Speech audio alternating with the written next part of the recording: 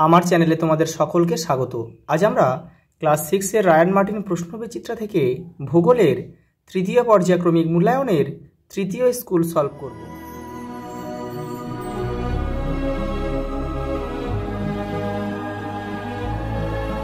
প্রথম প্রশ্ন দেখো, ভারতের রেখা মানচিত্রে নিম্নলিখিত বিষয়গুলি উপযুক্ত প্রতীক ও নাম সহ চিহ্নিত করো। দেখে নাও কি কি রয়েছে। দেখো, পার্বত্য অঞ্চলের জলবায়ু, মরু অঞ্চলের মৃত্তিকা, উপকূলীয় ম্যানগ্রোভ অরণ্য, গোদাবরী নদী আর মালাবার উপকূল। দেখে নাও, এই যে দেখো ভারতের ম্যাপ রয়েছে, এখানে তোমরা নাম, ক্লাস, সেকশন, রোলটা লিখে নেবে।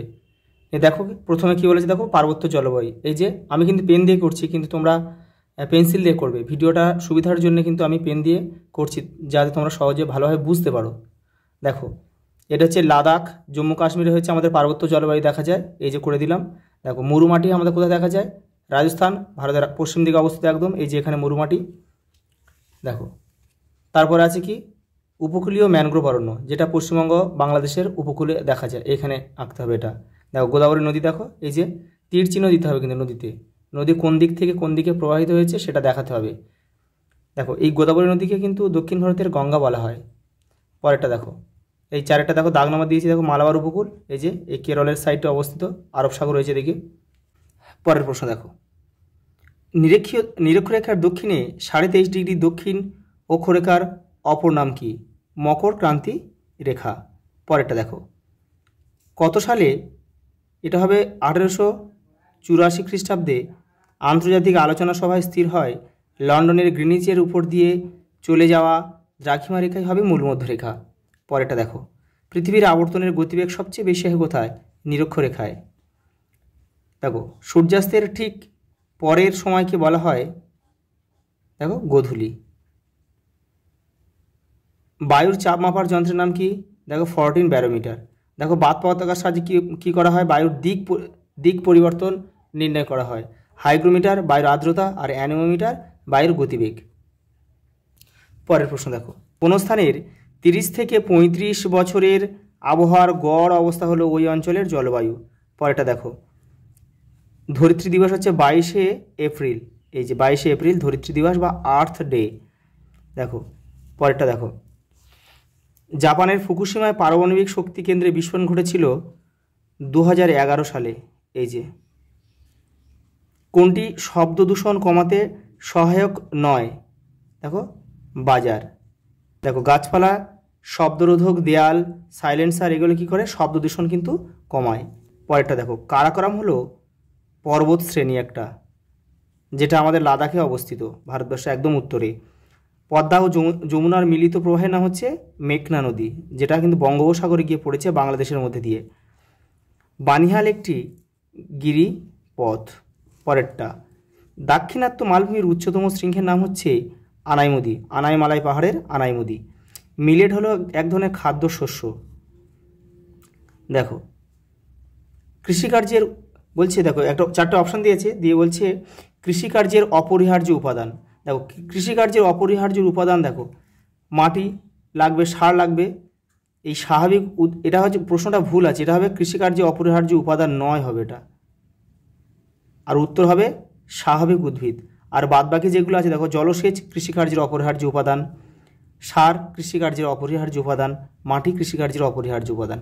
অতএব প্রশ্নটা কিন্তু একটু ভুল আছে, আমরা এটা কারেকশান করে নিলাম। পরেরটা দেখো, ভারতের কিন্নর আদিবাসী গোষ্ঠীর বসবাস করে হিমাচল প্রদেশ রাজ্যে। মানচিত্রের বনভূমির রং কি? মানচিত্রের বনভূমির রং হচ্ছে সবুজ। পরেরটা দেখো, ভূপ্রকৃতির নদ নদী দেখানো হয়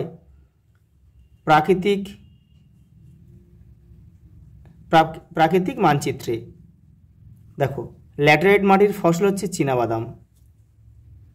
পরেরটা দেখো, ভারতের 82 ডিগ্রি 30 মিনিট পূর্ব দ্রাঘিমার স্থানীয় সময় ভারতের প্রমাণ সময়। বৃষ্টিপাতের পরিমাপ মাপার যন্ত্রের নাম রেন গজ।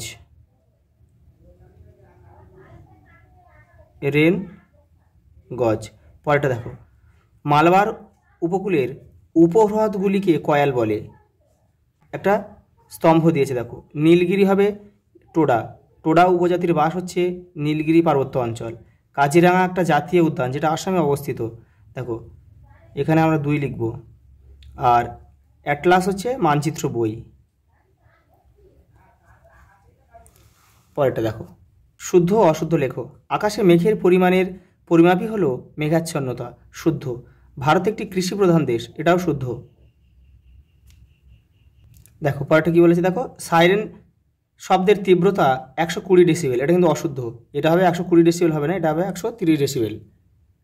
পরের প্রশ্ন দেখো 6টা, নিচের প্রশ্নগুলির এক কথায় উত্তর দাও। পৃথিবী সূর্যের চারপাশে যে পথে ঘোরে তার নাম কি? কক্ষপথ। কক্ষপথ। পরেরটা দেখো, একটি অপ্রচলিত শক্তির নাম লেখো। বায়ু শক্তি, সৌরশক্তি। কোন হিমবাহ থেকে গঙ্গা নদী উৎপত্তি লাভ করেছে?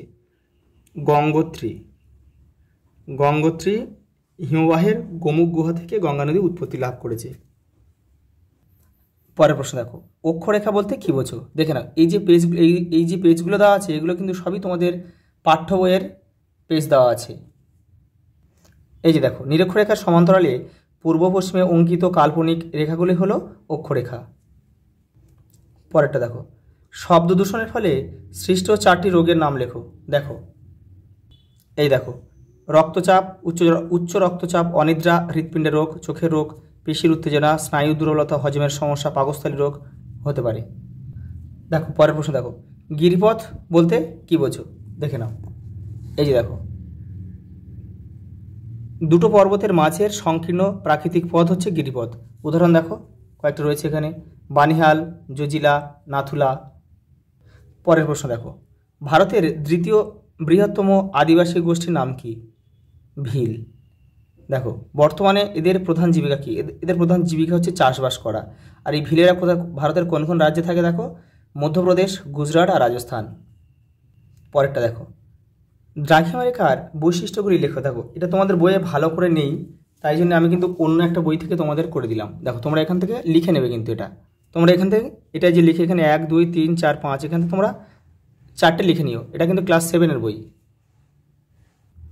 পরের প্রশ্ন দেখো, পৃথিবীর আবর্তন গতি কাকে বলে? দেখো এই যে দেখে নাও, পৃথিবীর কক্ষতলের সঙ্গে 66.5 ডিগ্রি কোণ করে হেলে অক্ষের চারিদিকে পশ্চিম থেকে পূর্ব দিকে অবিরামভাবে পাক খাচ্ছে, এটাই পৃথিবীর আবর্তন গতি। দেখো সঙ্গে একটা প্রশ্ন দিয়েছে, পৃথিবী একবার পূর্ণ আবর্তন করতে কত সময় লাগে? দেখো 23 ঘন্টা 56 মিনিট 4 সেকেন্ড। এই যে দেখে নাও, 23 ঘন্টা 56 মিনিট 4 সেকেন্ড। পরেরটা দেখো, বায়ু দূষণের ফলে কীভাবে ওজোন স্তর ক্ষতিগ্রস্ত হচ্ছে? এই ওজোন স্তর ক্ষতির প্রভাবগুলি লেখো। দেখে নাও, এই যে ওজোন স্তর রয়েছে, এটা পুরোটা কিন্তু লিখতে হবে। পরের প্রশ্ন দেখো, গ্লোব ও মানচিত্রের তুলনামূলক আলোচনা করো। দেখে নাও, এই যে এখান থেকে এই পর্যন্ত পুরোটা লিখতে হবে। পরের প্রশ্ন দেখো, আমাদের চারিপাশের বায়ুমণ্ডল কি কি পদ্ধতিতে উত্তপ্ত হয়? দেখে নাও, এই যে দেখো, এই যে বিকিরণ, পরিবহন, এগুলো সম্বন্ধে কিন্তু লিখতে হবে। আর এই দেখো, এই পরিচলন, এই 3টে পদ্ধতি লিখতে হবে, বিকিরণ, পরিবহন আর পরিচলন।